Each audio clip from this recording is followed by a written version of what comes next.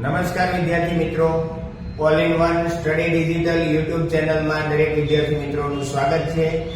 વિદ્યાર્થી મિત્રો, આજે આપણે જોવા જઈ રહ્યા છીએ આકૃતિ વિભાગ 4 કે જેમાં છે શ્રેણી પૂર્ણ કરો, ક્રમિક આકૃતિ પૂર્ણ કરો અથવા તો આકૃતિઓનો ક્રમ પૂર્ણ કરો. પહેલી આકૃતિ, બીજી આકૃતિ અને ત્રીજી આકૃતિ આપણને આપેલી છે, તો ચોથી આકૃતિમાં શું આવશે એનો જવાબ આપણે મેળવતા શીખવાનો છે. આ વિભાગની અંદર આપણે આગળના વિડિયોની અંદર 1 થી 10 આકૃતિઓનું સોલ્યુશન કર્યું હતું. તો હવે આપણે 11મી આકૃતિથી આગળ જોવું છે, ત્યારે દરેક વિદ્યાર્થી મિત્રો ખાસ ધ્યાન આપજો. અહીંયા આપણે પહેલી આકૃતિમાંથી બીજી આકૃતિમાં ફેરફાર એવો થાય છે કે આ એરો છે તે એક સ્ટેપ ખસે છે 90 ડિગ્રીએ. અહીંયાથી ફરી વખત 90 ડિગ્રીએ ખસે અને ફરીવાર 90 ડિગ્રીએ જશે, એટલે કે આ બંને એરા એક જ જગ્યાએ આપણને જોવા મળશે. તો એવી આકૃતિ આપણી પાસે વિકલ્પમાં આપેલી છે બી, એટલે આપણો ફાઇનલ આન્સર મળી જશે આપણને બી. નવા પ્રશ્નમાં આપણે આગળ વધીએ. 1 2 3 4 ને 5 એરા આપેલા છે. 5માં એકની સાઈડ તીર આપ્યું છે ઉપરનામાં. બીજી આકૃતિમાં આપણે આવ્યા તો એમાં ફેરફાર થયો કે તીર બીજી બાજુ લાગ્યું. એરા એટલા જ છે, તીર બીજી બાજુ લાગ્યું. એના પછીની આકૃતિ ત્રીજી આવી તો એમાં બંને બાજુ એરા હતા, નીચેનામાં એક તીર લાગ્યું. તો હવે આપણને ખબર પડે કે હવેની જે આકૃતિ આવશે એમાં નીચે તીર લાગશે. તો ઉપરનામાં બંનેમાં તીર વાળા એરો થઈ જશે. આમાં નથી. કેમ? તો કે અહીંયા એક એરો આપેલો છે, આમાં ત્રણેય એરા તીર વાળા છે. આમાં આ રીતે આપ્યું છે, ઉપરનામાં એરો નથી આપ્યો. તો આ એક પણ વિકલ્પ આપણો જવાબમાં આવતો નથી. અહીંયા બે એરા આપણે જોઈએ છે જે આ ટાઈપના હોવા જોઈએ અને ત્રણ નીચે ખાલી હોવા જોઈએ, એટલે આપણો વિકલ્પ આવશે ડી. વિદ્યાર્થી મિત્રો, હું અહીં આકૃતિને ક્લિયર કરી દઉં છું જેથી કરીને તમને વધારે સમજણ પડે કે અહીંયા જે આકૃતિ હતી એમાં એક તીર ઉમેરાણું, આમાં બે તીર ઉમેરાણા અને આમાં ત્રીજું તીર ઉમેરાય, એટલે કે એક તીર હતું ઉપરનામાં અને નીચેનામાં બંને તીર વાળા થઈ જાય, એટલે આપણો જવાબ થશે ડી. નવા પ્રશ્નમાં આપણે આગળ વધીશું. અહીંયા ખૂણાવાળી આકૃતિ આપી છે, એમાં ત્રિકોણ દેખાય છે, મતલબ 3 ભાગ દેખાય છે. તો અહીંયા જોવા જઈએ તો 4 છે, અહીંયા જોવા જઈએ તો આપણી પાસે 5 થાય છે. તો હવે આગળનામાં 6 થવા જોઈએ. તો સેમ આના જેવી જ આકૃતિ આપણને ડાયરેક્ટ ખબર પડી જાય કે આ એક પણ જવાબમાં આવે નહીં અને આમાં 6 થાય છે, એટલે આપણે ફરજિયાત જવાબ વિકલ્પ બી લખી દેવાનો. આટલી ઈઝી આકૃતિ જો આપણને પરીક્ષામાં પૂછાઈ જાય તો આપણને કોઈ જાતનું વિચારા વગર ડાયરેક્ટ જ જવાબ મળી જાય. અને આવા ડાયરેક્ટ જવાબ જેના મળી જતા હોય ને વિદ્યાર્થીઓ, એમાં આપણને 10 થી 20 સેકન્ડમાં જવાબ મળી જાય. એટલે આપણી પાસે 40 સેકન્ડ વધારાની મળે છે આપણને બીજી આકૃતિને સોલ્વ કરવા માટે. એટલે ખાસ ધ્યાન રાખજો વિદ્યાર્થીઓ, આપણને અમુક આકૃતિ એવી હોય કે જે પહેલી જ નજરમાં ખબર પડી જાય કે 20 થી 25 સેકન્ડમાં આપણે જવાબ આપી દીધો, તો એની જે 25-30 સેકન્ડ છે આપણા માટે બચે છે, તો આપણે એ આગળની આકૃતિઓને જે અઘરી લાગતી હોય એને સોલ્યુશન કરવા માટે આપણને ઉપયોગી થશે. એટલે ખાસ આવું ધ્યાન રાખતું જવું જેથી કરી અને આપણને પેપર લખવાની અંદર એકદમ સરળતા રહે અને પેપરનો આપણો ટાઈમ ઓછો બગડે અને પેપરની અંદર આપણે ટાઈમ ટુ ટાઈમ બધું પૂરું કરી શકીએ. આગળની આકૃતિ અહીંયા જોઈએ તો આ જે સર્કલ અને ગુણાકારની નિશાની છે એમાં કંઈક ડિફરન્ટ છે કે ગુણાકારની નિશાની અહીંયા હતી એ ફરીને ઉપર ગઈ અને સર્કલ નીચે આવ્યું, એટલે કે સર્કલની ગતિ આમ થાય છે, ગુણાકારની જે નિશાની છે એની ગતિ એની વિરુદ્ધ દિશામાં થાય છે. હવે શું થયું તો કે સર્કલ અહીંયા પહોંચ્યું હતું, ત્યાંથી અહીંયા પહોંચે છે અને આ આકૃતિ અહીંયા પહોંચી. હવેની જે આકૃતિ આવશે તો એ આકૃતિની અંદર આપણને ખબર પડી કે સર્કલ અહીંયા પહોંચવું જોઈએ અને આ ગુણાકારની નિશાની છે અહીંયા પહોંચવી જોઈએ. તો આપણા માટે ફાઇનલ આન્સર મળે છે એ. આવી જો કોઈ આકૃતિ હોય તો એ છે એ આકૃતિ. બી, સી અને ડી આપણા જવાબની અંદર આવી શકે તેમ નથી. ફરી વખત હું આ પેજને ક્લિયર કરી દઉં છું એટલે આપણે ધ્યાન રાખશો. નવા પ્રશ્નમાં આપણે આગળ વધીએ. અહીંયા પણ આકૃતિ છે એ આ રીતે હતી. એનું પહેલું થોડું ભ્રમણ થઈ અને આકૃતિ આ રીતે ક્રોસ થઈ. અહીંયાથી બીજું ભ્રમણ થાય એટલે આકૃતિ આ રીતે થઈ અને ત્રીજું ભ્રમણ થાય એટલે આકૃતિ આ રીતની થશે. અને એવી જે આકૃતિઓ છે એને જોવા જઈએ તો A, C અને D એ ત્રણ આવા ભ્રમણની આકૃતિ છે. પણ આપણે એને એ પણ ધ્યાન રાખવાનું છે કે આ જે ચોરસ છે, ડાર્ક ચોરસ, એ અહીંયા નીચે ફરે છે. અહીંયાથી અહીંયા આવી ગયું, આ બંને સામે છે, અહીંયા પણ સામે છે, તો અહીંયા પણ આપણી સામે હોય એવો જવાબ આપણા માટે આવે છે A ની અંદર.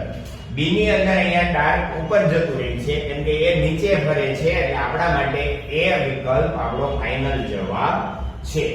કેમ તો કે આમાં બેમાં ઉલટી પરિસ્થિતિ છે અને આમાં આ બંને સામ સામે આવતા નથી એટલે કે C અને D જવાબ નથી અને B તો પહેલેથી જ આપણે કેન્સલ કરેલો હતો એટલે આપણો ફાઇનલ આન્સર મળે છે A. વિદ્યાર્થી મિત્રો, હું અહીંયા પેજને ક્લિયર કરી દઉં છું જેથી કરી અને તમને આકૃતિ જોવામાં વધારે સરળતા પડે. નવા પ્રશ્નમાં આપણે આગળ વધીએ તો અહીંયા 3 ને 3 6 ને 7 સર્કલ આપ્યા છે એક ચોરસ. બીજામાં જોવા જઈએ તો અહીંયા ગુણાકારની નિશાની છે પણ આમાં 7 હતી એટલે આમાં 6 થઈ. તો ત્રીજામાંથી જે હશે એવો ફેરફાર ચોથામાં થશે.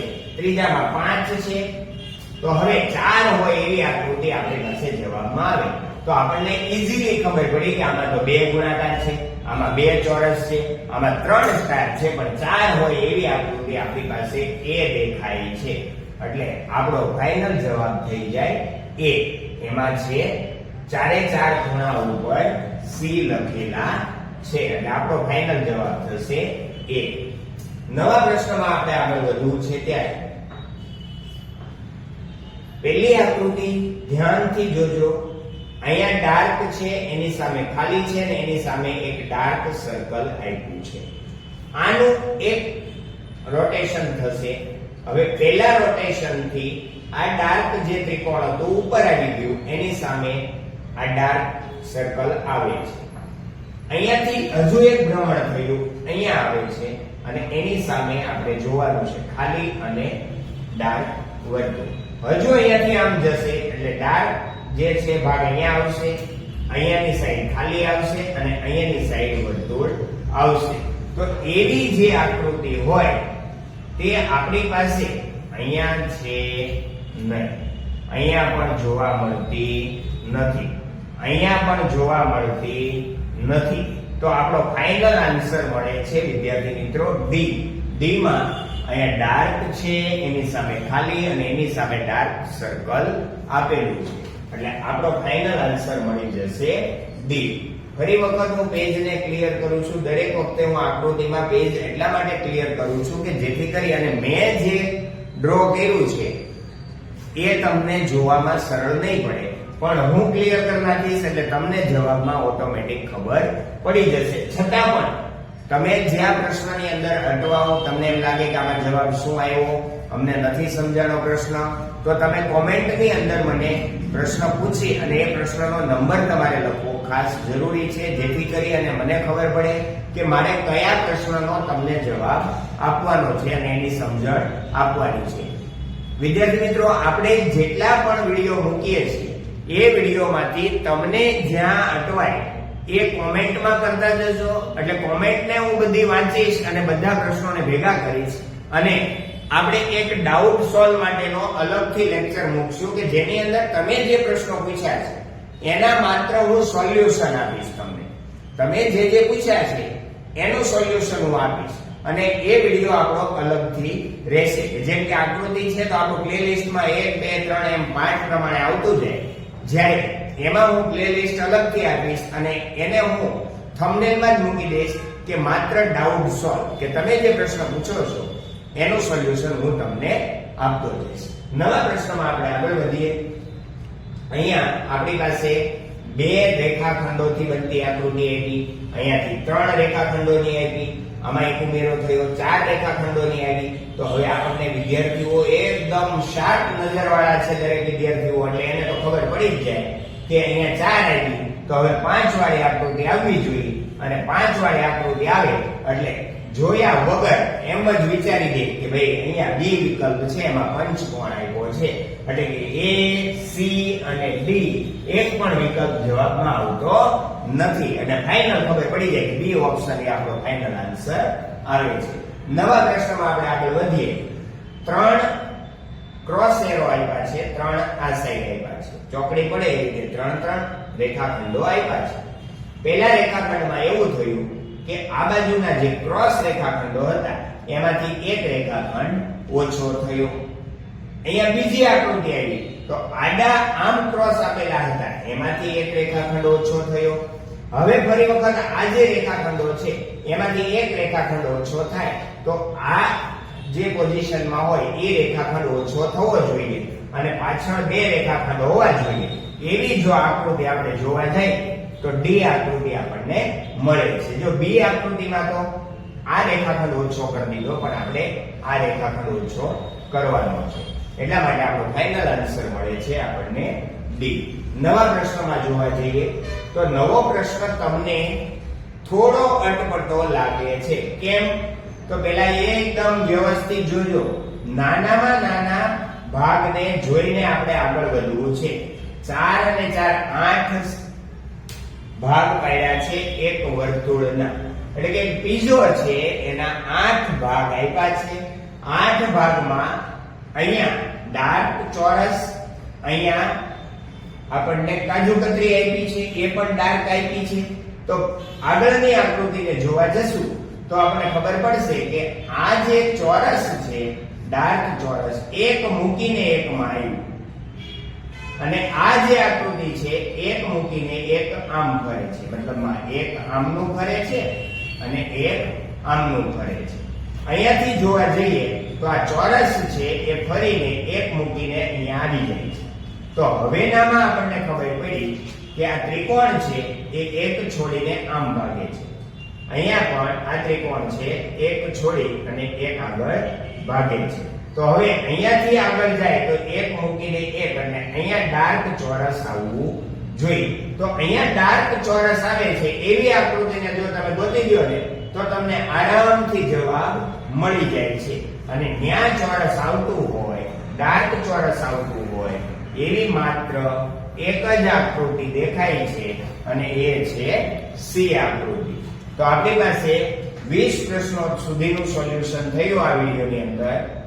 દરેક વિદ્યાર્થી મિત્રો ફરી એક વખત કહી દઉં છું કે દરેક વસ્તુને વ્યવસ્થિત દરેક આકૃતિઓને જોજો જેથી કરી અને તમને સમજવામાં સરળતા પડે અને એકદમ સરળ ભાષામાં આપણે આકૃતિઓનું સોલ્યુશન કરાવીએ છીએ. તો દરેક વિદ્યાર્થી મિત્રો તમારા જે કઈ ફ્રેન્ડ સર્કલ હોય એમાં પણ આ આકૃતિનું સોલ્વ કરવા માટેનું કહેજો જેથી કરી અને એ લોકોને જે બુક્સમાંથી સોલ્યુશન કરતા હોય એના સિવાયની વધારાની આકૃતિઓ એને સોલ્યુશન માટે મળી રહે. નવા વિડીયોની અંદર ફરી વખત આકૃતિ વિભાગ 4 ના જ ભાગમાં આપણે મળીશું. ત્યાં સુધી દરેક વિદ્યાર્થી મિત્રોને જય શ્રી કૃષ્ણ.